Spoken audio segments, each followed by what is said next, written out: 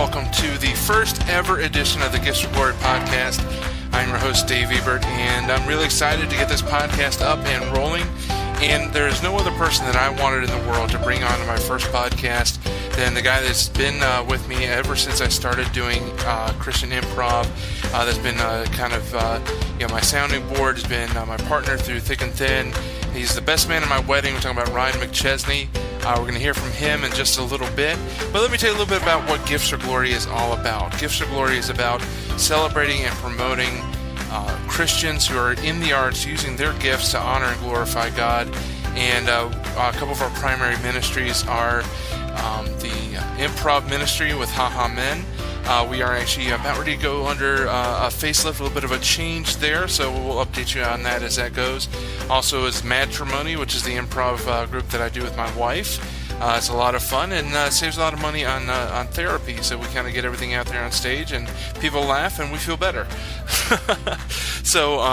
And our other ministry, of course, is PureFest, which is a Christian sketch and improv festival every September. The second year is coming up this year, and we're really excited. We're bringing in Austin and Leb Presents all the way from Knoxville, Tennessee. Going to have other teams and performers from all across the country. So if you happen to find our podcast and you are an improviser or you are an actor that does sketch comedy and you're also a Christian, we would love to hear from you because we're casting for PureFest not only teams, but we're also going to put together individuals who don't have a team that's a faith-based team and let them participate on a wild card team during the festival. It's going to be a lot of fun, and we're really excited to see what happens in year number 2. So find us online at PureFest Chicago, both on Facebook and on Twitter at PureFest Chicago. You also find the improv team HaHaMen at HaHaMen Improv on Facebook, Twitter, and Instagram at HaHaMen Improv. And then you can find us, Gifts for Glory Ministries, on Twitter. We're at Gifts for Glories. That's Gifts, the number 4, Glory. And you can also find us on Facebook at Gifts, the word for Glory. So Gifts, F-O-R Glory as our Facebook handle. So let's get into the interview. We are talking with Ryan McChesney, a comedian. He's done improv, trained at Second City. He's also done a lot of great music, a lot of fun music. We'll hear some samples of that coming up. But we want to talk to him first about his testimony, about his life and the challenges that he's been through coming up in the church, and then also how he's translating that into a career in comedy. So right now we'll get you to the interview with my good friend, my best man, and the yin to my yang, I guess, in comedy. Here is my interview with Ryan McChesney.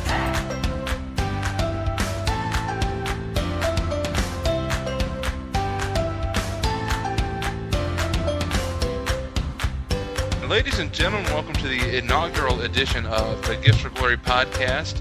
I am now joined by the gentleman that was my best man. He was the man that got me into Christian improv comedy. And he's also a friend of mine from way down south in Kansas City. Yeah! And I'm sure that you, along with all the Mahomies, are still mourning the NBA one. Mahomies, the refs screwed the Mahomies.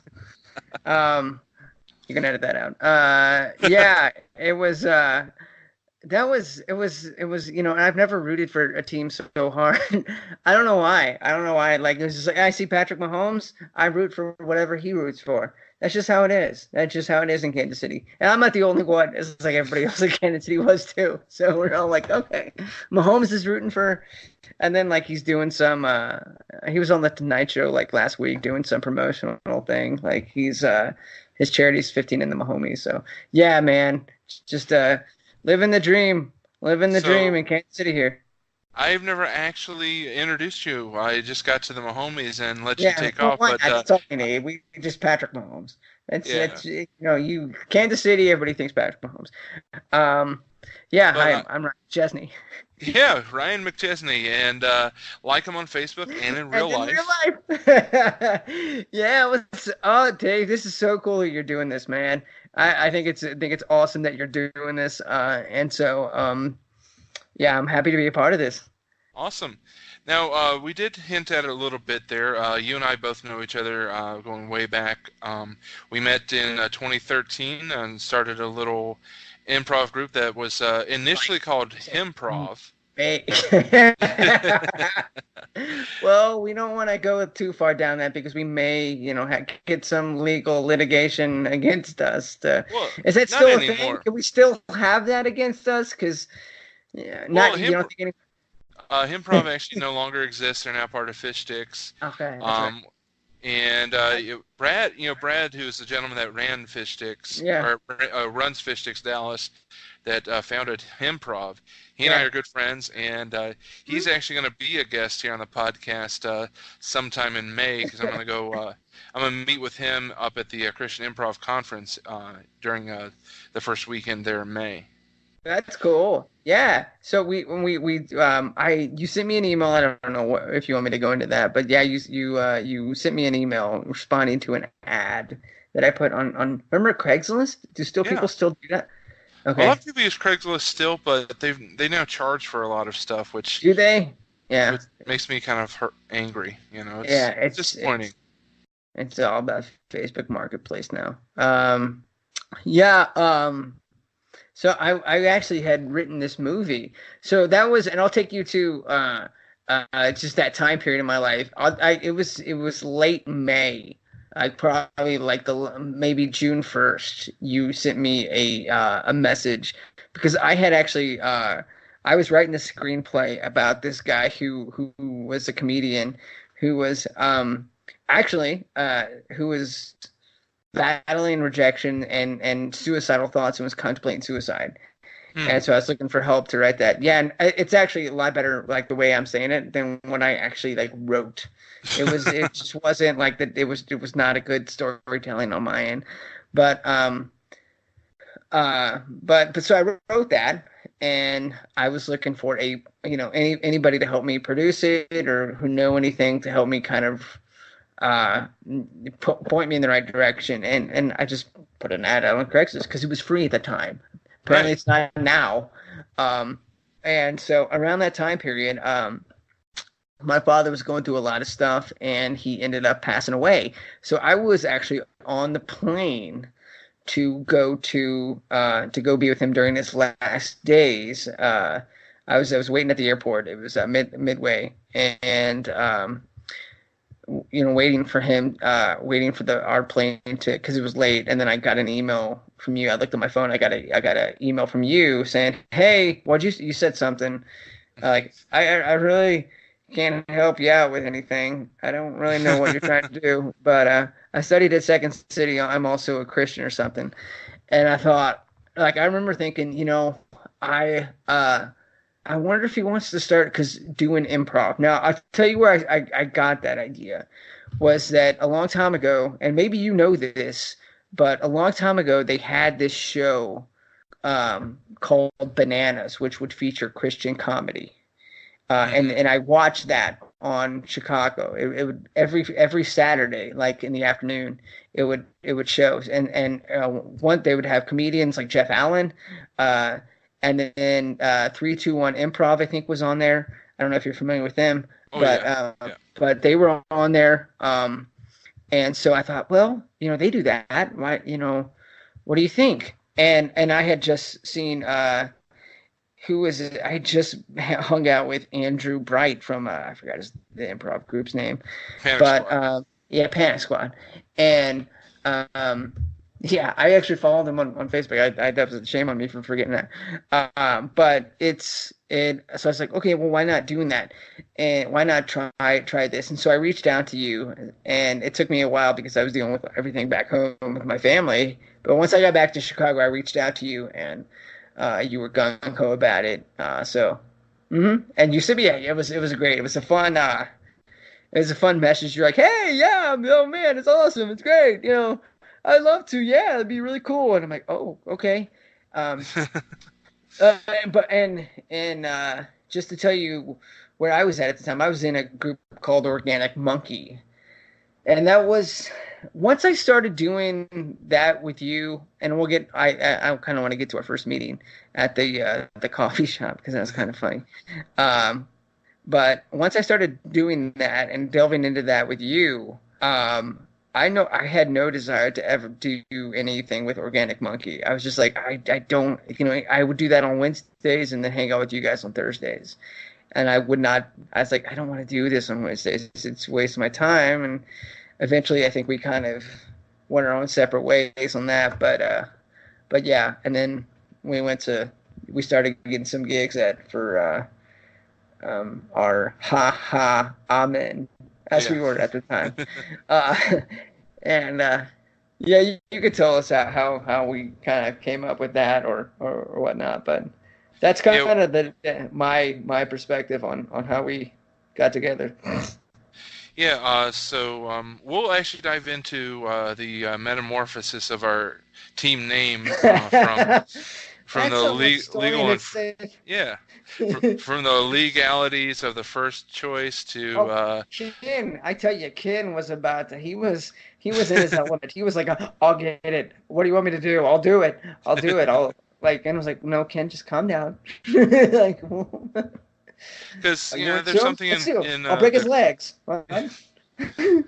Ken was intense. Or I say was as if he's passed on, but no, Ken's intense. He's still there. He's got a beautiful family, still doing things. So, but yeah, that was a good time. That was a good time. So let's backtrack a little bit, and so we kind of found out where you and I met was through Craigslist, which usually people who meet through Craigslist are either doing a transaction or that relationship ends up on the 6 o'clock news somehow. Yes. Yeah, and it's just, or the people go missing. Yeah. Right. But I kind of was like, well, I'm going to give it a shot. And so, now that I think about it, Dave, like just hearing you say that, like, it was weird how that never even entered my mind that you could abduct me.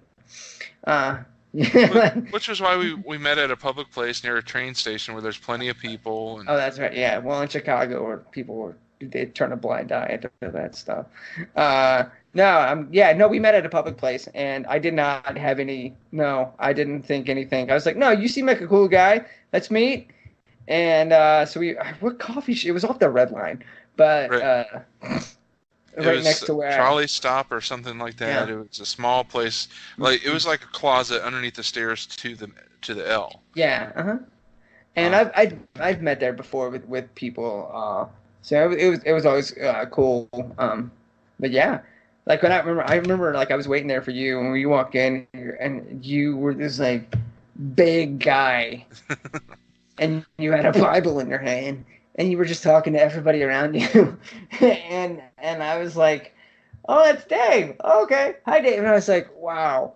Like, and then I immediately thought the size difference was like, okay, this is going to be comedy gold. Yeah. And it was for any time we ever would do anything on stage. It was always ended up with you picking me up or me trying to, do something with your son. I don't know. But it just was, it always worked.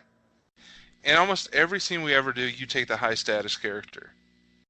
I know. Yeah. I was, I just remember that one scene that we did where we'll get into this, I guess, but it was it was at the library, the Wheaton, right. The one in Wheaton, and I was a wrestling promoter, and I was building a ring because around Kimberly, who was going to main event, she was going to main event that show, like in the scene, she was the main event wrestler, and she was just. Standing there and not doing a whole lot. And then finally you stepped, and then like, I remember you got, and this is like improv kids, all right, if you're improv.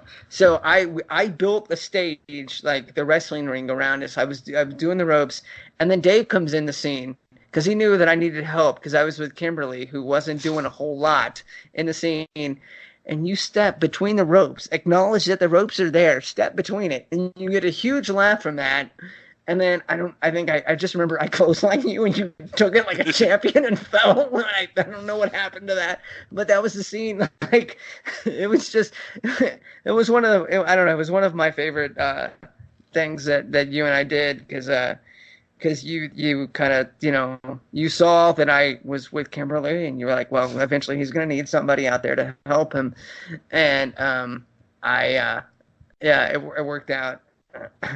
um, and so no, the funny part was that I clotheslined you, and you just boom.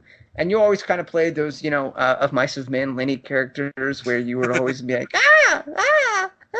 or old man characters or old grandma characters. So you always play against type. Yeah, I really enjoy like you said, playing against the type, because it's too easy for me to be, I'm the big giant guy. It's more fun to give the audience something different. So let's get into that a little bit more later. Let's go back and rewind to, how did you find Christ? Where does your testimony begin, and kind of walk us through how that all came about? So it was like I was in college at the time, and there was just something, uneasy on my heart, because I didn't like my parents started going to church because my mom was going through her first bout of breast cancer. So my parents and my little brother at the time, no, he still is my little brother, but but yeah, they were going to church, and I kind of like, my mom kind of was like guilted me into going, but I never just was interested in going, because I had a terrible experience at that church that I went to. Oh, long story short, I had gone to that church before, and I just didn't feel like I ever fit in. I didn't feel like anybody there made me feel like I fit in. And that's kind of been like a story for me in most of my life, is trying to shield that, and trying to get over that kind of not feeling like I'm fitting in, and then not allowing that to enter into my thoughts, and allowing any kind of bitterness or any kind of isolation to set in for me, because I don't, it has happened before.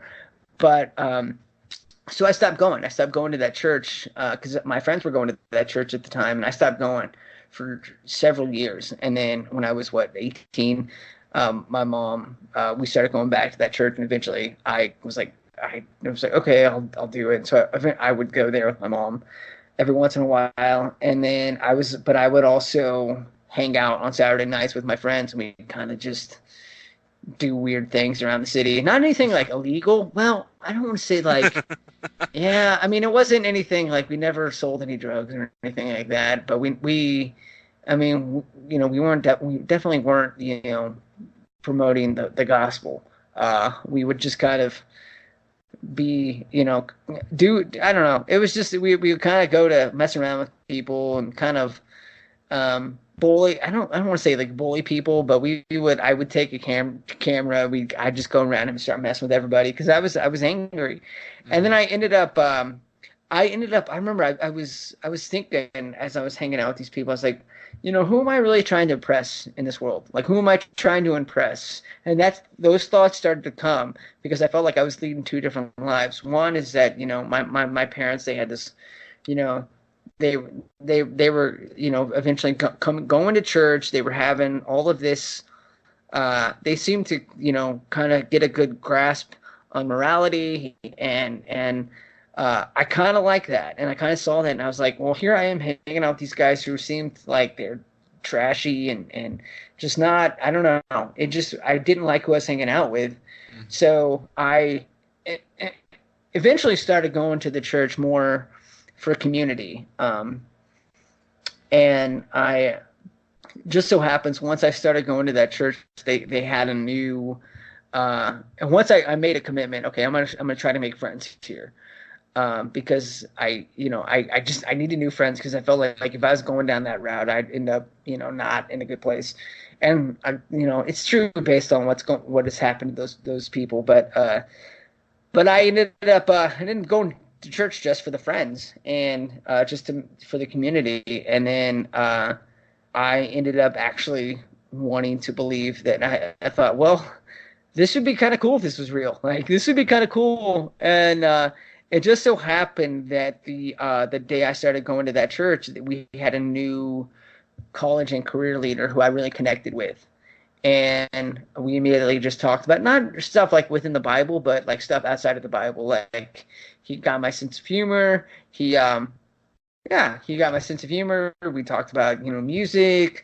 And so I thought, okay, this guy's cool. This guy's not just like your, uptight Christian guy that I've always seen at this church. He's actually cool and relatable, which I never saw at that church because it was full of a bunch of stuffy people, in my opinion. So that's when that was the seed. And then I started to, like, that's when God started really working in me, and really I started, my friends like got me onto these books about the case for Christ, because I eventually was like, I want to know if this thing is real. I know the Bible says it's real because the Bible says it's real, but I like anything outside of these books, anything outside of the Bible that kind of points to actually Christ being who he says he is, because I thought it'd be awesome. I was like, no, this would be great. Like, I want this to be true.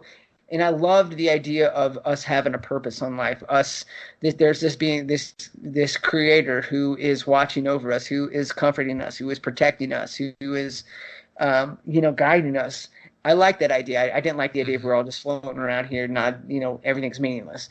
But I was like, well, is it intellectually true? And so I studied that. I studied apologetics, and then that's when I really started. I was like, okay, I'm a Christian. Got baptized, and it's kind of, and then it just was a gradual walk since then. It wasn't all like, I became a Christian, then all of a sudden, and this, everything in my life became better. No, it was okay. Now we're gonna see. That was kind of my story on how I came to Christ, and who, how, like, my initial steps into becoming a Christian and becoming a part of the body of Christ there, and accepting Christ. And so funny story though. As soon as I accepted Christ, as soon as I was like, you know what, I'm a Christian, I'm going to devote my time to this church.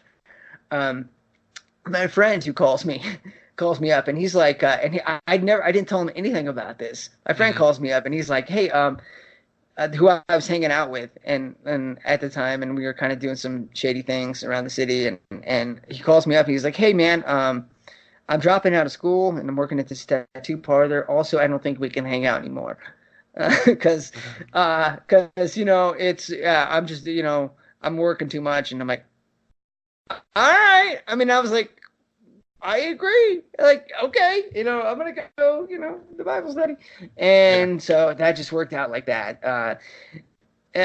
So it's just like, interesting to see once you look back on that, how God works. So God took away those people and gave me a whole new community that I still go to that church today.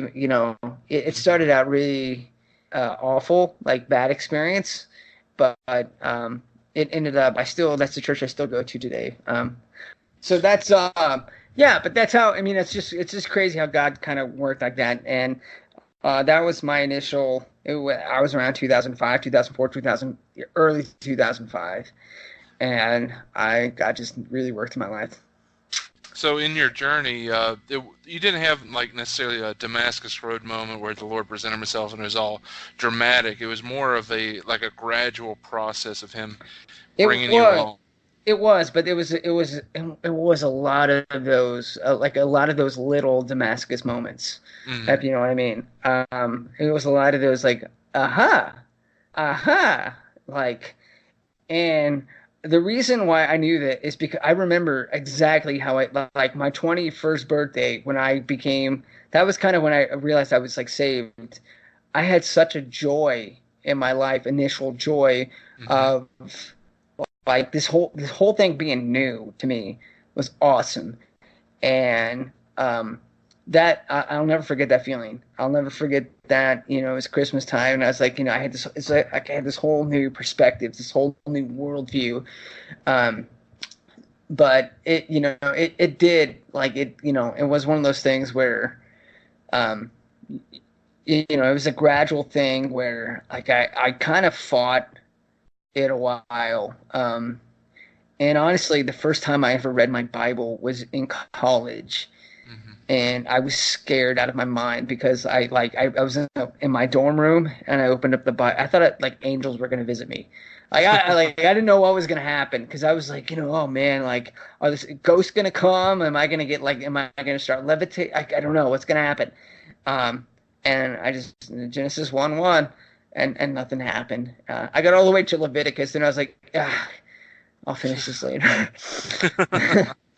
Yeah, so yeah, that was it was a gradual process for me to get to the moment of actually fully accepting and Christ, and then once I did, I was never ashamed to actually share it either. After that, I was like, yeah, I'm a Christian, because I was like, this is cool to me, like, yeah, So it to me, as you're talking, in my mind, I'm getting this picture of you're like the businesswoman in a Hallmark movie, and God was a suitor that just kept coming, and then towards the end of the movie, like the climax, you fell in love with this guy that was reaching out. I was like the Candace Cameron of like, and God was like I don't know, the random guy that they have opposite. Yeah, some guy from random wall, I don't know, like, or whoever, what's that guy's name from Dawson Creek? And James Vanderbeek. And like eventually God was like, we met and fell in love, because, but no, there was a pursuit there. And there was a, it was one of those things where I and I don't know if you know this, but there was that moment of, just me going, man, this is it. And, I've like, and I still get every once in a while, I'm like, man, God's awesome. God's great. And, but yeah, that was one of those things where I felt like I was in a Lifetime movie, and, it's just a comedy of romantic comedy between me and God.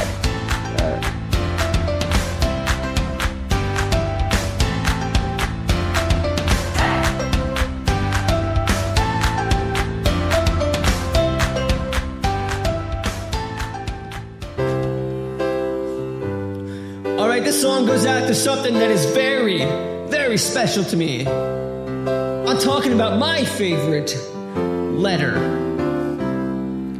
When you're trying to find the letter that goes between both A and C, there will be a letter B. Baker, Bob, Bubble, Book Bag, Billy Bob, all begin with the letter B.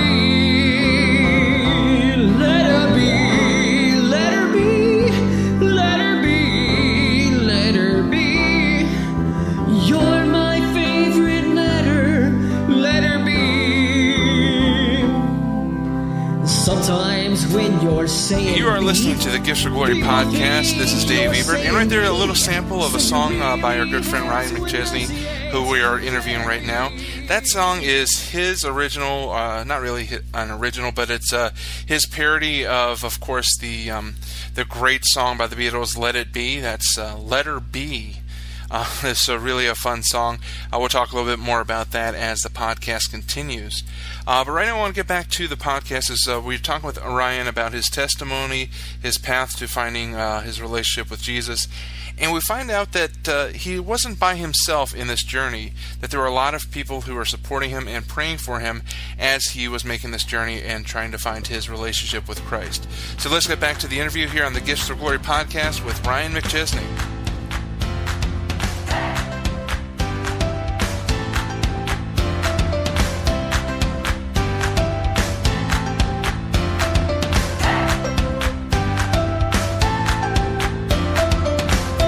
I had a lot of people praying for me at that time too.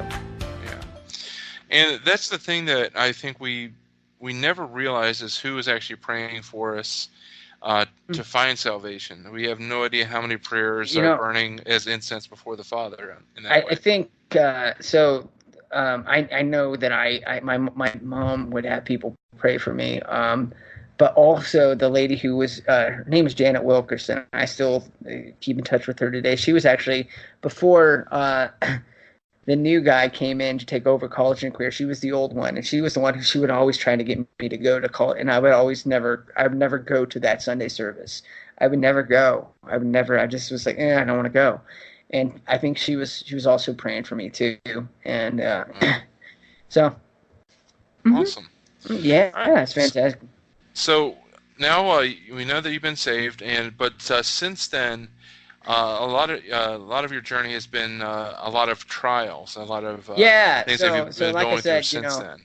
If like I remember, as soon as I got saved, I was like, oh man, like it's my life is gonna be a song, and we're just gonna go up and go yay, and God's gonna be like, I'm gonna smile all the time, and I thought I'd be Mary Dave with like 2 kids right now, in a house in Beverly Hills, so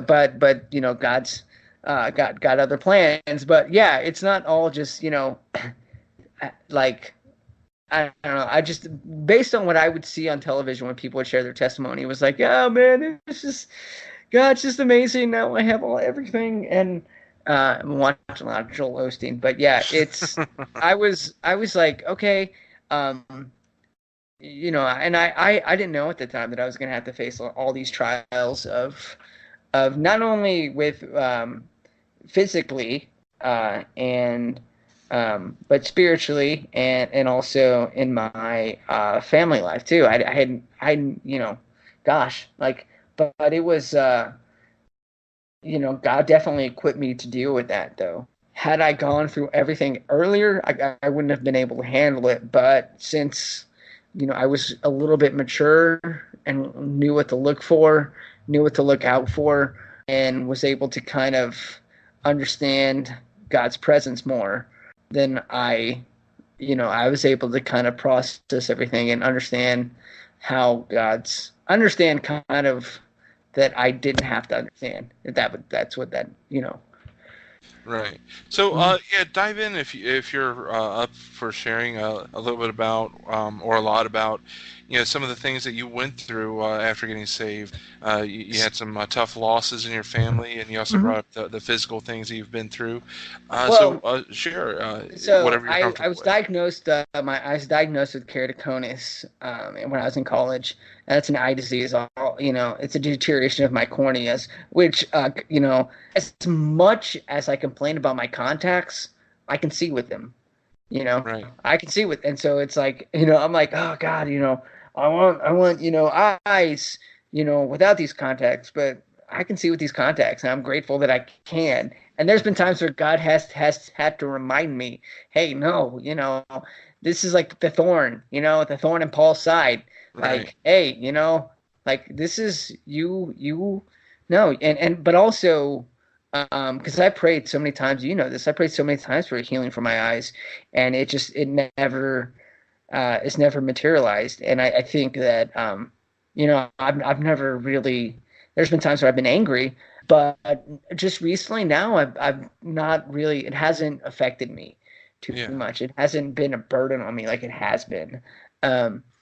But yeah, it's just one of the, like, where I'm like, you know what, I am content. I am content with these contacts. I'm glad that I have these contacts that I can see out of, that I can function with.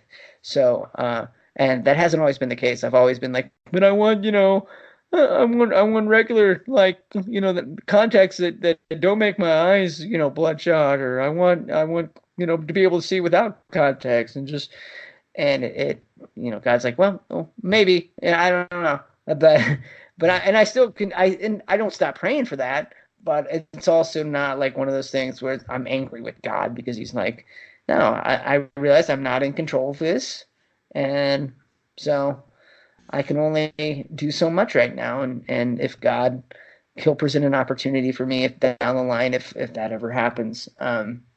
It's a case either of, medically or go ahead. I was just going to say it's a case of the persistent prayer that avails much, because from what our conversations have shown, it's you've never gotten a yes or a no. So Yeah. when I pray for you, and I know when you pray, it's been more of a maybe a not yet. That is Yeah, what God's pretty been much. saying. It's not yet, but also and last I remember I thought I was gonna have to have cornea surgery, and I was content because I thought that would be okay. That would change everything, and I was content with that. Hmm. But I was gonna be down for a while, Hmm. and it's gonna cost money. And then when I went into kind of to the doctor, because one of the eye doctors recommended cornea transplant, the other doctor says, do you want to have cornea transplant? Do you want to have this? And I was like, well, I mean, do I have to have it? And she's like, well, if you don't want it, you don't have to have it. And I was like, well, I want, clear eyes. I want, all this. He's like, well, we can just get your contacts adjusted, but even if I would have to have a cornea transplant, I'd still have to be wearing contacts. And it was just, I was like, oh wow, no, I don't want that. Then no. Right. So I was like, okay, I don't have to have it then. Cool. And that was kind of such a blessing in my life, and that was such an answered prayer. And that's one of those things is like, sometimes when you're in a struggle, we're called to look back and see how God has gotten us through those times, Hmm. tough times before, and God has that's one time I look back. I was like, God, you definitely got me through that and definitely answered that. Prayer in my life at that point. And then, so I was in college. That's been a decade, 15-year battle for me. And then the other issue was with my parents. My mom was sick with breast cancer. Hmm. Um, for most of my adult life. Well, she was in remission for a good 7 years, and during that time, she got to see me graduate, my brother graduate at college and high school, and she never thought I would ever graduate in high school, which is thanks, mom. And and but it was yeah, she had been it was a struggle for her, Hmm. and it was. I don't like and I look back and I just hated to see her suffer because she had several surgeries, and eventually ran into remission when I was in college, and Hmm. then it came back when I was around 2007. Her cancer had come back. Like this, I found out at Christmas of 2007, her cancer had come back, and then it that was a bad because it had spread to her bones. That was a tough moment. Um, but I'd always held out hope for her, and my dad, I was always kind of there for us. I mean, my family life was awesome growing up because I never wanted anything in my life. My parents always provided everything. They were always there for me, and my dad would coach my teams. My mom would be there to support me. So it was great. But yeah, my dad would always coach my sports teams, and so I always had a great relationship with him. And then when my mom got sick with cancer, I thought that he was the right guy to take care of her. As was seeing it when I was living in Chicago at the time, I was seeing some things that I started to see my dad start to struggle with coping with my mom fighting with cancer. And I didn't know to the extent, but I started to see that, and I started to see him drinking more, and that was kind of difficult. I was not going to bring that up at all, but there started to be some issues I saw, and Hmm. then actually, I've shared the story in a video before with my church, but I remember I was at a prayer night with my church when I was going to Moody there in Chicago. I was at a prayer night. We prayed for my mom's healing because I was like, she was in a bad place. Her cancer had come back, and she was having to go through all these tests and surgeries. And I was just, can we pray for her healing? And my friends did, and they prayed over me, and I felt really good about it. And then the next day, I get a call from my dad saying, "Hey, Ryan, uh, you know, we're planning on having Thanksgiving at our house, but your mom's not getting any better, and she's not going to get any better. And that was probably the worst moment of my life, just knowing that was it. This is how this was going to end. And I hung up the phone with my dad, and because I was in shock. I was like, Dad, you're joking, right? It's like, no, man, I wish I was. And I hung up the phone, and I drop kicked my dresser drawer. I was so mad. I kicked my dresser drawer. I fell on the floor, just crying. I literally walked away from that with a limp, like how Jacob did. And I walked away with a limp on that, fighting with God because I was so mad at him at that time. Finally, God revealed to me, because I was like, God, why aren't you healing my mom? We prayed this night, and I was like, why didn't you heal? I thought you were here, man. What's going on? And God was like, I am healing her. And the ultimate healing is what that was. And then, so and this is where, and I was like, well, that's, whoa, that was tough. All right. But, we'll get through. And so I go down to my mom's in the hospice, and I go down there, and it's a big hubbub with my family about putting her on medication to where she won't be able to wake up. And people are me and my brother in the eye of this hurricane. And just everybody's kind of like, it just brings out the worst in people here. Right. And I was just like trying to like process everything and just enjoying memories of my mom at the time, but also allowing myself to feel those emotions of sadness.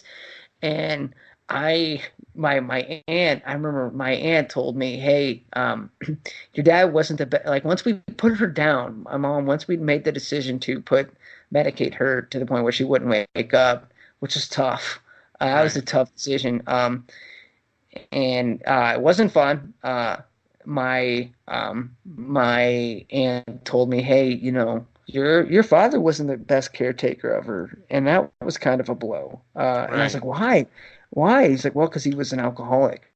Now, Dave, what I haven't and I don't even know if I told you this, but what I would see when my mom, when she would wake up, and one of the reasons we put her down like that with we medicated her like that, was because she would wake up and she would see my dad and just start screaming in terror, because my dad had abused her. And my dad had abused her, and I remember her saying, hey, he's gonna break my arm. He's gonna break my arm. And because he broke her arm. I didn't, like, nobody ever told me this, like, at the time, like, and I was like, they just kind of said that her arm is broken, and it had to do with her bones being brittle and whatever, and it probably did. And my dad wasn't. Well, my dad was he was drunk at the time, and he probably just didn't realize what he was doing. I don't know. I still don't know what that happened there, but my mom, there were 2 or 3 times that would happen, and I didn't know what was going on. I couldn't imagine that ever happening until finally, my aunt sat me down and told me that, and I was like, okay, and everything just kind of was like, wow, all right, so this is what's actually happening. Okay, this is why she's reacting the way this actually happened. Wow, like, he actually, abused her and wasn't a good caretaker because he had trouble coping with it because he was drowning himself in alcohol. And I was just, oh gosh, I was like, I was like, man, I had a lot of anger in me. I had so much anger in me. But the truth, and what I always tell people, is that at that moment, I've never felt God's presence more. I remember God, because I was like, God, I was like, God, I'm angry, and I remember sitting at the hospice, like, God, I'm angry. And God was like, you need to forgive him because I forgave you. And okay, yeah. And then God kept on revealing himself, like, hey, and this is what, you need to help him. You don't need to abandon him right now. You need to help him through this because he's struggling. And, but yeah, you need to forgive him, because it would be so easy for me just to say, hey, and start a fight with him because I wanted to strangle him. I wanted to Right. just beat the crap out of him because he just it was so unacceptable. Right. And I thought, okay, well, yeah, that's exactly what I need to do. I remember that, and then it was affirmed through my pastor and through my uncle. Mm-hmm. Hey, here, we definitely can't abandon him right now because we need him. Mm-hmm. We need, he needs us. Sorry, he Right. needs us. And also, we need to get him help. Mm-hmm. Um, so because that would not help anybody. It would just make everything so much worse if that happened. And so eventually, my mom passed away, and it was just awful. That was sad, but I felt a sense of peace regarding that because she wasn't suffering anymore, Right. and she actually died with a smile on her face, which was great. And so, saved, strong, strong Christian woman. So, she's in heaven. So I was like, okay, she's in such a better spot than I am. And I was happy about that. And so Mm-hmm. God gave me such a peace about that passed all understanding. Right. Uh, and it's funny how that's in the Bible and then it actually like happens. It's Right. weird how that works. It's almost like it's a living book. Um, but so the next step was helping my dad out. And I know that I'm kind of going long here, but it's kind of a long story. And I will. So I ended up we ended up having so many conversations with my dad, who denied ever having an issue with alcohol because that's what alcoholics do. That's what any addicts do. They deny, deny, deny, and so I'd be getting calls like when I went back to Chicago, I'd be getting calls going, "Hey, your dad's got into another car wreck," or "Hey, your dad is walking around in the neighborhood with his shoes off, and Mm-hmm. he's being unintelligible, and we can't understand what he's saying." And this was like in the winter, and he would fall down the steps, break his arm, blame it on the dog, Mm-hmm. all of that. And he'd call me up slurring his words. I'm like, and it would just be so irritating that I was like, I can't deal with this right now. Um, and so that was over the process of a few years, Right. so that was kind of difficult to deal with because we'd have our good days and then we'd have our bad days, Right. and eventually, I thought they were at a good spot, and this was 2013. Thought we were at a good spot with my dad because he had just. I felt like we were turning a corner because he had just started taking some acceptance, some responsibility Mm-hmm. of his own demons, and he told us he was going to meetings, uh, Okay. and he seen people would have conversations, and I'd get calls from my neighbors saying, "Hey, we had a good conversation with your dad," which hadn't happened in a while because, Nice. they would. I was like, "Okay, cool," and then finally I get a call. Um, my dad is saying, "Hey, I'm in the emergency room." Mm. And I'm like, "Oh, what happened?" Well, I don't know. Like he would fall or something. I don't know. He fell or something happened. I don't exactly know why he ended up in the emergency room, but it wasn't. I mean, it had happened before, so we're like, "Oh, geez, he's always there. He's always falling. Maybe he had another spell. Right. Maybe he had another.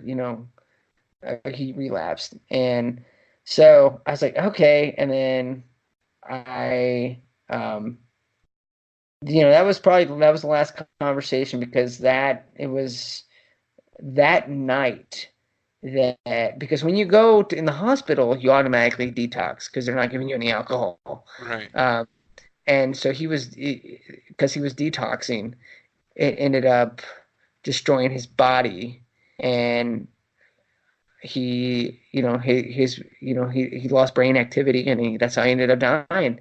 Mm. But I got a call that late, like 2 o'clock in the morning that night. That it was a Saturday, I think. Was it a Saturday? I don't know. Yeah, because I was supposed to go to a beach party that night, and I got a call. Or no, yeah, it was a Friday night because I was supposed to go to a beach party on a Saturday, and I ended up. It was the guy was like, "Hey, yeah, your dad coded." The doctor's like, "Hey, Ryan, your dad coded, and all this, and you know, I don't know. It doesn't look good, but you might want to wait till tomorrow to, see what's going on. Call and so I ended up. I was like, and I asked the doctor, I was like, sorry, what was your name? I didn't catch her name. She was like, Dr. Grounds. And I'm like, is your name Jill Grounds? And I was like, yeah. And I went to school with her. Like, Wow. she was a doctor operating on my dad. And he's like, yeah, I didn't want to say anything, but yeah, your dad was, and she was saying how my dad was bragging about me doing all that. And then once my dad started the detox, he get into a bad mood and he just started saying stuff. And that's when he was being kind of a tough, tough person to deal with at that point. And then he coded, and that was it. That was it. And that was another story. Like, we had telling my grandma, and all of that. That's another podcast too. Trying to deal with that, because that was a difficult situation. Letting her know that, hey, we're going to take him off life support. Right. So at this because point, it was in the will. Huh? Go ahead. This is what, 4 years after your mom, or how many years between the two? 2.5, I think. Only 2.5. Wow. So 2000. My mom passed away January or December, December on 2010. My dad, probably my dad passed away June 2013. So 2.5, I guess that'd be it. 2.5, 3. So still your mom passing is still fresh, and yes, and then the struggles with your dad was so when I got right that there. call, when I got the call from my that nurse, and I realized that, like, she, not the, I called back the next day to see how my dad was doing. And she was like, no, it's not good. You guys are gonna have to come make a decision. I got the phone. I'm like, here we go again. And I was just like, and I didn't fight at this point. It was like, I'd been through that. And I mean, I was very emotional. Right. But I remember going to the airport because I had to get a ticket. Like I don't even know. I don't remember I packed. I just remember taking the train to Midway, and I was like, hey, just going to the guy, hey, I need the first ticket to Kansas City. And the lady who was kind of in line with me, or behind me, I remember her just saying, hey, good luck. She didn't know anything about my situation. Right. She just saw, like, my face and the urgency that I needed to get to Kansas City, and that was that was something that I had to deal with.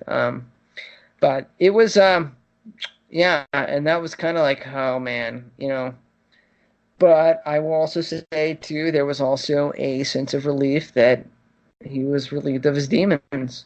Mm-hmm. So there was that, but a part of it was also just complete, like, man, this wasn't how this was supposed to end, Like, right. I will say though that and I'll give a shout out to Pastor Francis, who is my good friend of mine, is still pastor at the Gathering Baptist Church that I go to. He was so equipped to deal. He had some tough conversations. He listened to my dad scream and yell at him and curse at him. And he showed my dad tough love, and I don't think a lot of people did. I think a lot of people kind of enabled him, but my pastor didn't, and I will always respect that for him. And he was there for us to guide us along in our difficult conversations we had with him. So it's important to have that community during that time. Right. Right. And like you said, there's actually like 3 kinds of people. There's the kind that either enable because they're afraid of the confrontation, or there are those that just completely avoid and write somebody off that's in that. And then there's those like your pastor that actually have the courage and the strength of the spirit to actually step up and have the loving conversations. Absolutely. Absolutely. And I will, that's why I still go to that church, and I'll forever have that love for him for that. And so he's still my buddy. He's still my buddy. Thank you for being willing to share so much. I know that you said a couple times you weren't necessarily planning to share that much, but the hope is. And I don't like to leave a whole lot out, because there was so much to that I think that people could learn from. Right. of that situation, because it's such a long story. Because there, more happened, and then like it strengthened my faith. But like I think the main thing I wanted to project in that was that during my worst times, during the times I've never felt God's presence more. Right. That's when God's was I've never he spoke to me right there. I've very rarely felt that, if ever, at that moment, did I ever feel God's presence more. The other one was auditioning for the conservatory at Second City. Let's jump into comedy. Sure. During all this, were you already doing comedy? Were you about Yes, to I was. pursue it? So, yes, and I will say this. I brought up the conservatory audition because that's another struggle of mine is romantic relationships. So when I moved to Chicago, I had a knockdown, drag out, like mental fight. I don't want to say it because I would never hit a woman. But I'm just Good saying. clarification there. Yeah, I had a fight over the phone, all right, with a girl who I was going with at the time, and I was struggling at that point with loneliness here, being alone in the city, and I had taken some improv classes, but I decided to audition. We were going to go audition for the conservatory at Second City, and I was using this as a barometer of whether I was going to move back or not.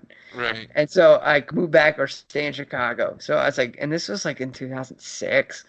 Man, I was like, God, if whatever, man, whatever you want me to do, God, I give it up to you. And I remember going to that audition. I didn't have, I don't even remember if I brought my headshot or resume. And I went up on stage, stood up in front of people, said my name, and it got a laugh. And I'm going, what? And I've never felt God just guide me through a scene more in my life at that point. Like it was just, I was clicking on all cylinders and everything I was saying, and man, and so I was like, okay, this is where I'm supposed to be. So yeah, that was that story, and I got in. You got into the conservatory.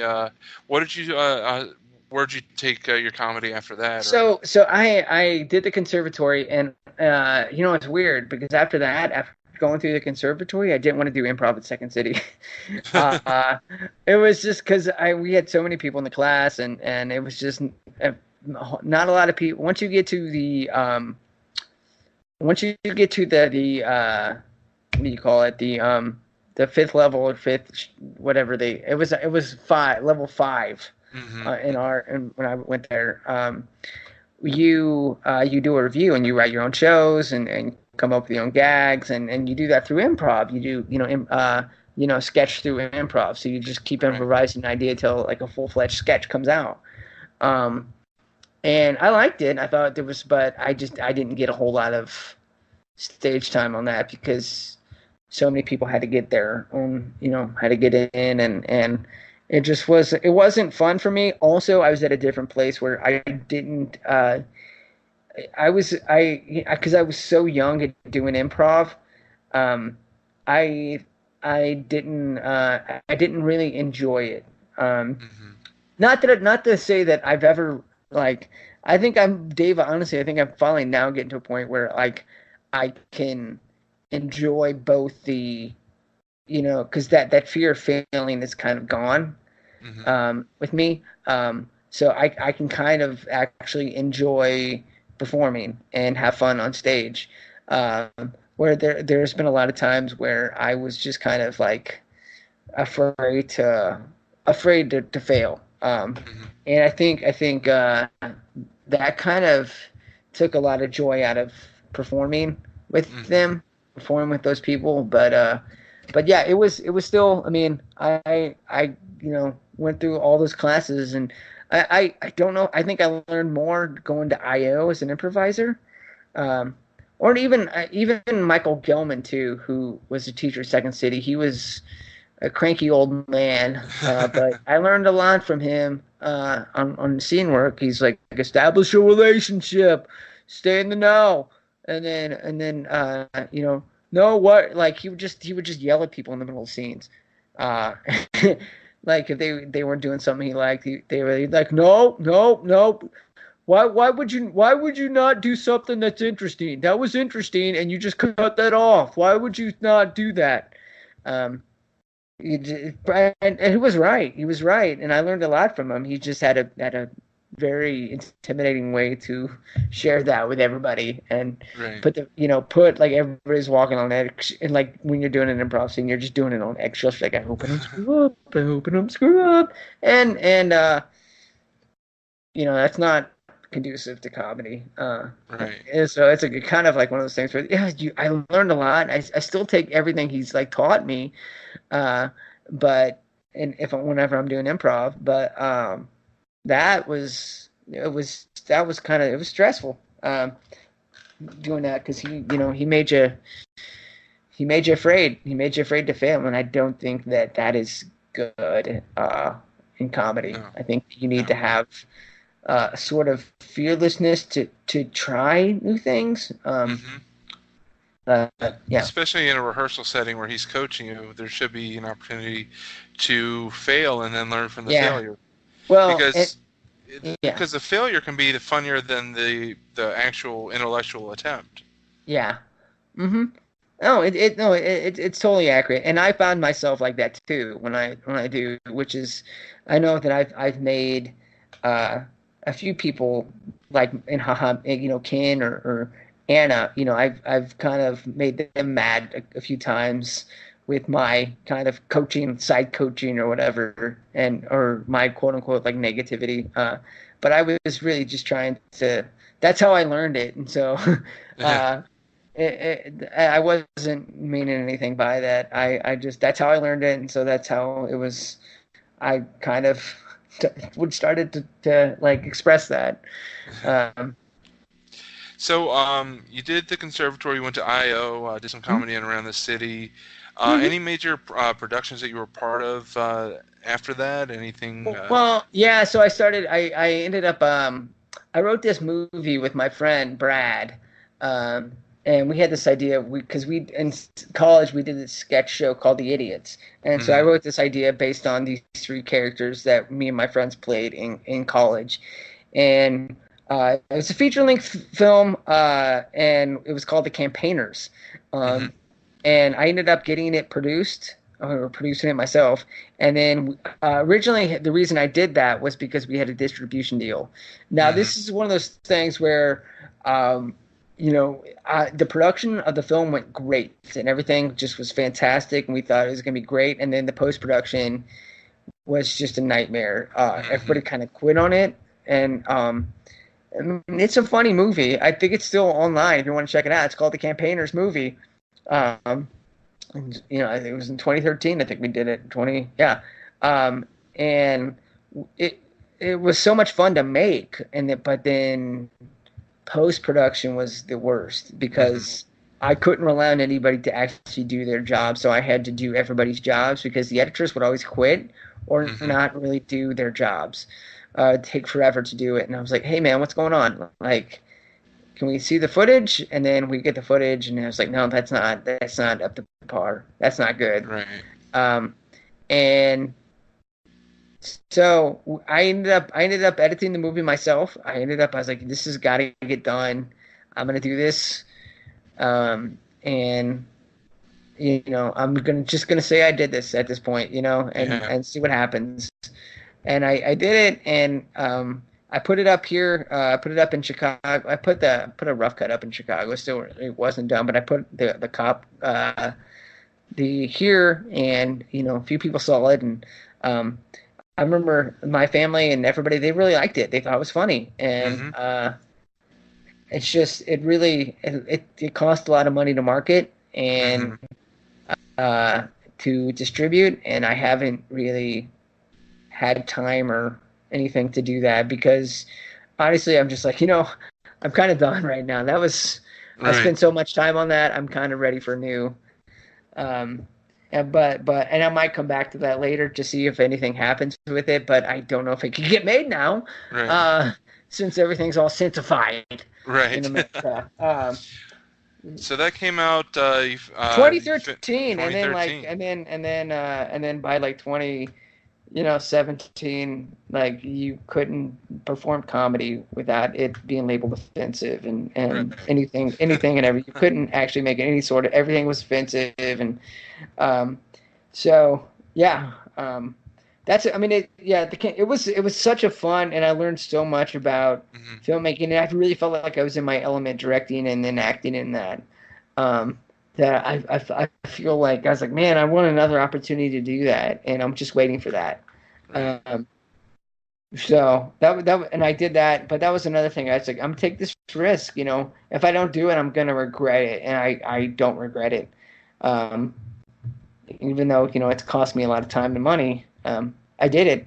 It's part of my legacy. So, Awesome. uh, yeah. And then during that time, I was also doing improv too with Organic Monkey. My friends and I, we started doing improv on the South Side because they started this improv group on the South Side called Organic Monkey. So we would do it at the communal center. Um, that was where I got a lot of my experimental improv out of me.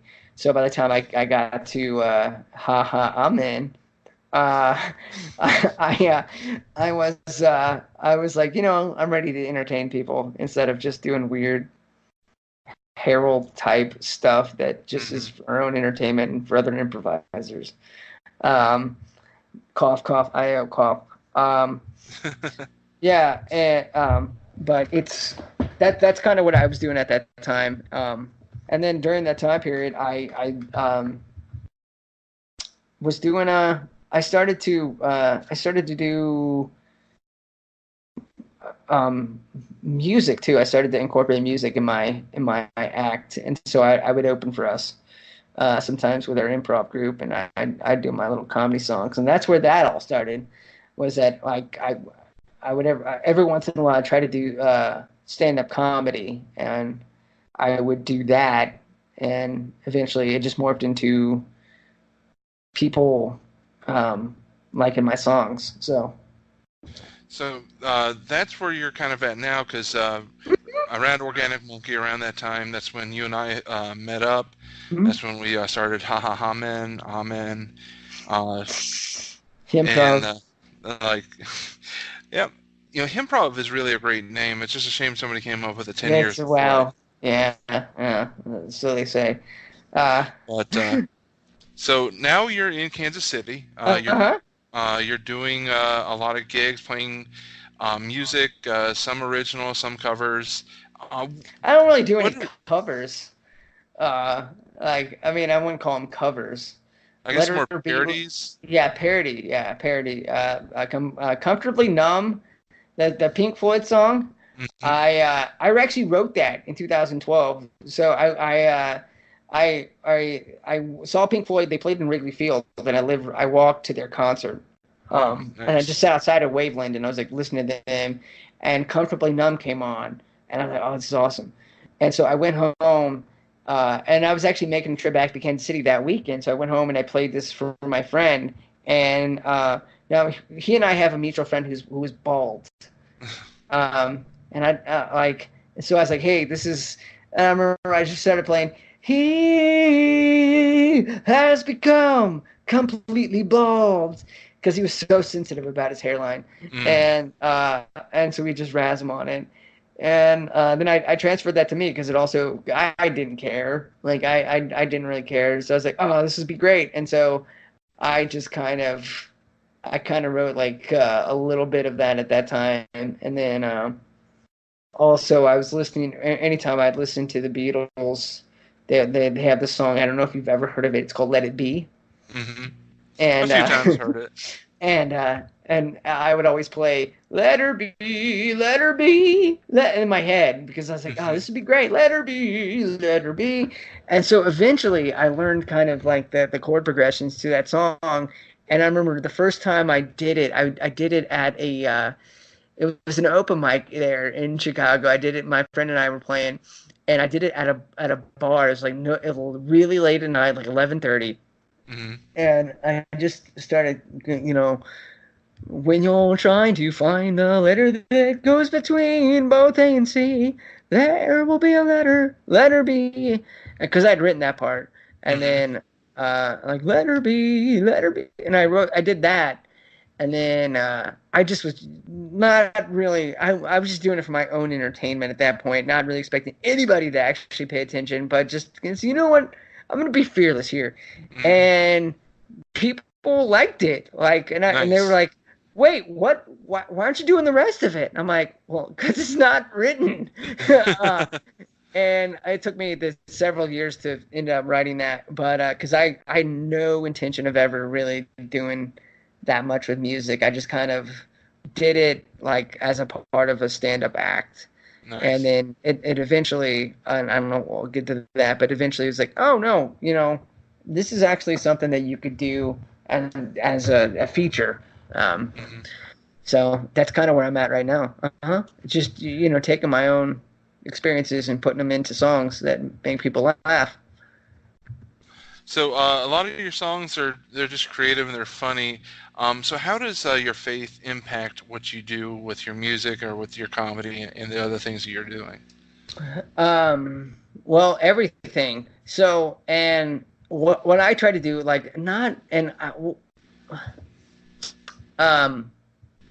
because I feel like that God, if you're walking in the Spirit, or if you're within the spirit of the Holy Spirit, your thoughts are going to line up with God's thoughts. Your ideas are going to line up with God's ideas. So if I feel like I have an idea for a song, I immediately know whether, you know, like it's going to.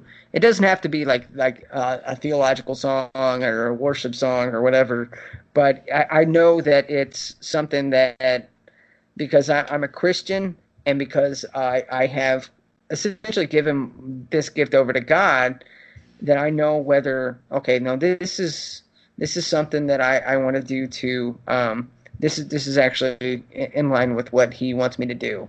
If that makes any sense at all. But that's kind of how I am, is that, you know, I think I'm going more on the line of like not offending people, like of not like, you know, with like, is this offensive but when I come up with material, I don't really worry about that, because I know that I feel like I'm pretty lined up with God and what I know to be the truth, and what I know to be my own experiences, and what I feel like God is calling me to kind of write. For instance, you know, I do this song, Dave, and it's called Jehovah Java, and I did it on Saturday, right? I did it at this bar on Saturday, and because I always I'm like, hey, this is a satirical worship song, you know, because you know, in Christian worship songs are.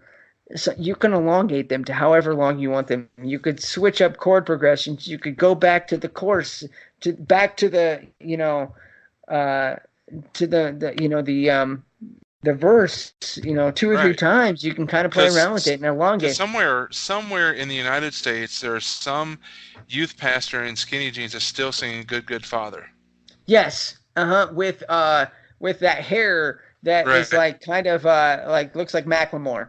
Not kind of like that Macklemore and Conan O'Brien and Donald Trump all kind of got together. Not that we're calling out Carl Lentz or anything. Whatever Hillsong. Do you guys? You over there, Carl Lentz. But it's yeah. But I try to satirize that. Also, America's love for coffee, because it seems like we're kind of getting addicted, and I know that that's what I do. And you help me come up with the name Jehovah Java. So somebody comes up to me on Saturday. I finished playing. That was the last song, because I was like, I'd gone on a while, and somebody comes up to me at this bar on Saturday and she was like, yeah, you know, I appreciate the fact that you said it was a satire song, because, you know, I go to the Vineyard here and I teach people about Jehovah Jireh. And I was like, yeah, you know, and I tried to tell her, you know, this is what I'm, you know, kind of playing off of, and I think she got it, and I think most people got it, because I did it at when I did it at, okay, and I don't know. I don't know if I want to get into this, but when I did it at you guys, when your guys is, I kind of got like a really cold response. But that's pretty much with everything that I did that night. Was just kind of like stares or people on their cell phones, and I was just like, okay, all right, well, that night was a tough crowd. Oh It was not gosh. very energetic. It was kind of cold.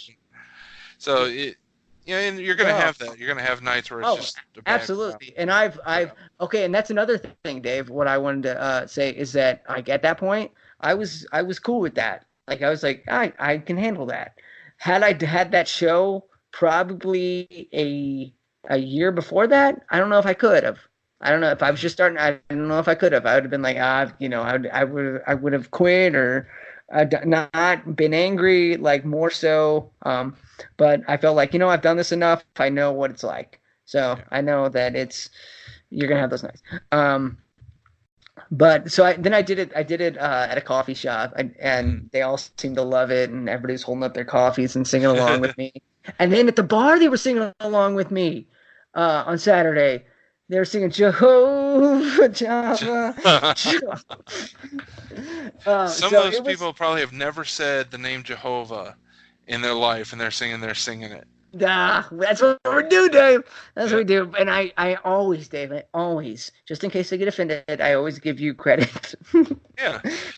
Send your hate mail to Dave at giftsforglory.com. At giftsforglory.com because he wrote Jehovah Java. I don't know.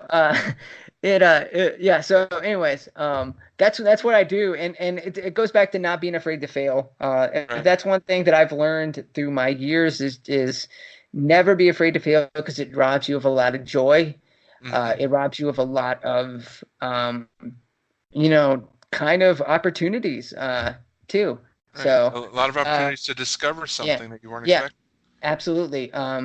And can I tell you how I kind of started doing music more and it was actually at the improv conference, and you're actually going to go to that. Yep. I think that's where you're going to interview Brad. It was at the improv conference in May that we went to, and it was weird how kind of God used an improv conference there to get me out of improv. Because he wanted me to focus more on, and I'll get into like it's weird, but I'll get into that now I'm probably going to go back into doing improv, but it's God brought me out of that because I remember people have always told me like whenever I would do my songs or whenever I would do my solo stuff that they always like me better solo than doing improv, and they're like, oh man, we think, and not with HaHaMen. But like with Organic Monkey, my friend was like, yeah, they're kind of holding you back. It's like, no, I like doing it. Yeah, whatever. Yeah. Because they would see me do, my songs and how much fun I'd be having playing my silly songs on stage. At that time, I'd only written like 2. And I was just not a good songwriter. And then I remember I did that show at your, what was it? The block party? Not the block party. The David, the drummer boy. The drummer boy show. Yeah, the David.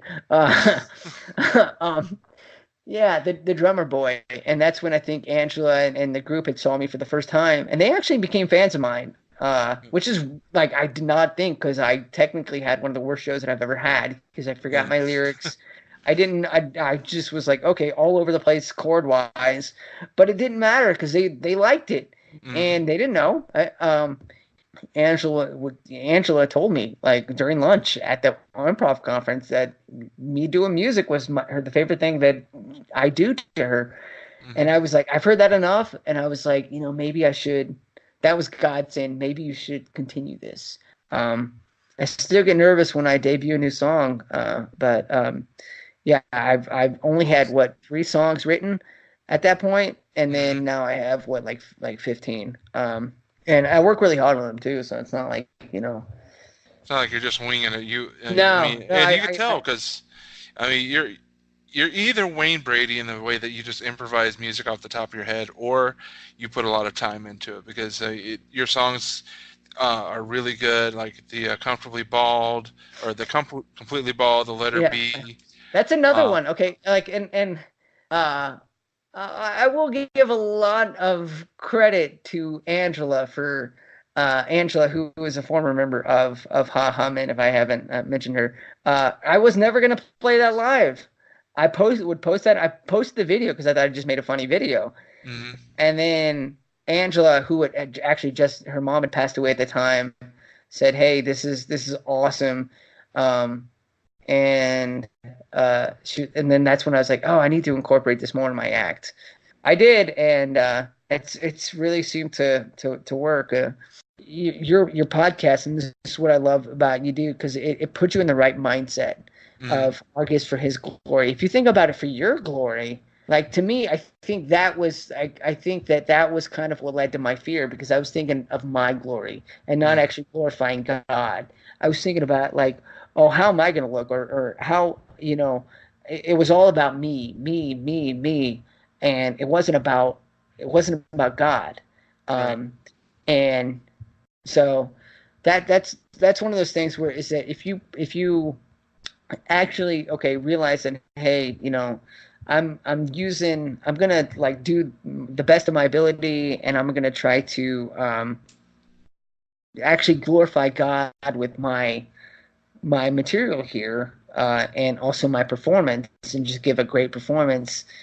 It doesn't really matter what the audience thinks. I mean, yeah, and to a point it does, but if you give it your best, that's okay. Because, like, the Delwood shows that I did, I didn't know anybody was actually paying attention, because I couldn't hear.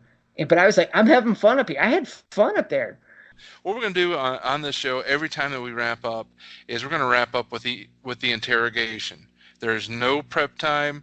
I'm going to ask you 7 questions. Some will be fun, some will be kind of serious, but I want you to answer as quickly as possible.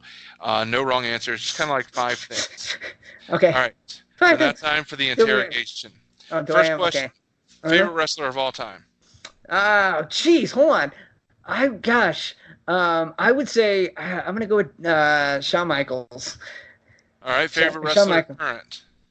Favorite wrestler current?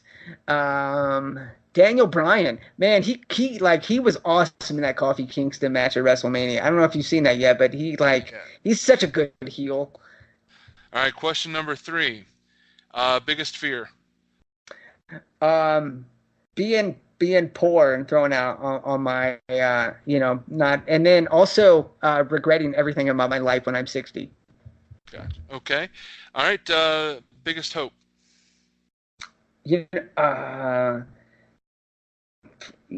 Well, probably right now, and this would change, but probably playing to a big arena with my songs. Question 5. Biggest comedy influence? Dana Carvey.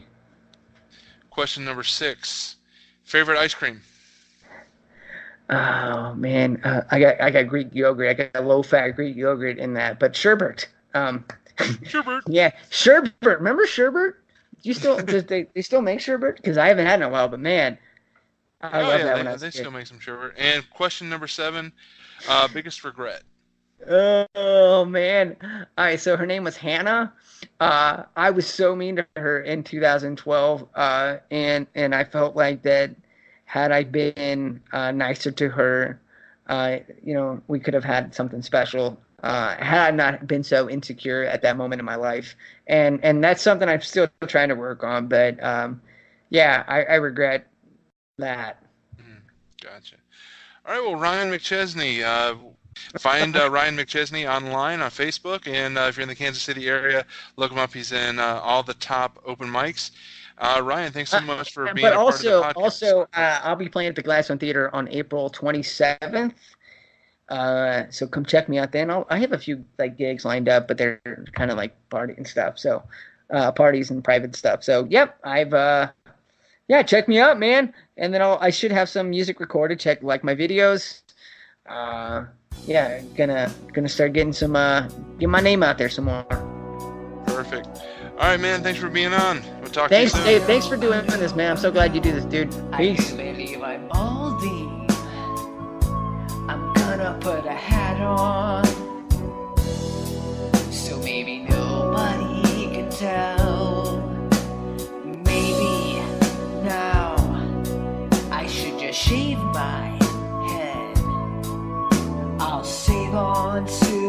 cuts and no more dead drip or shampoo. Hairline, hairline, hairline just keeps on moving back. Just the follicles saying goodbye to my scalp.